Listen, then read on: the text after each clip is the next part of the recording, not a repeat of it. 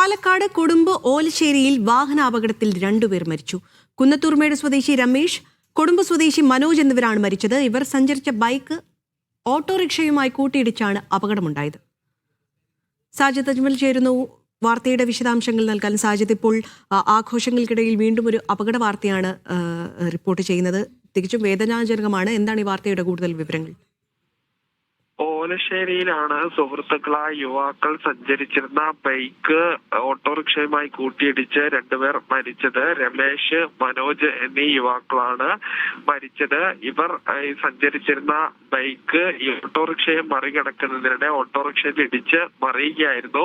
തലയടിച്ചാണ് 2 പേരും മരിച്ചത്. മൃതദേഹം പാലക്കാട് ജില്ലാ ആശുപത്രി മോർച്ചറിയിലാണുള്ളത്. പോസ്റ്റ്മോർട്ടം ഉൾപ്പെടെയുള്ള കാര്യങ്ങൾ നാളെയായിരിക്കും ഉണ്ടാവുക.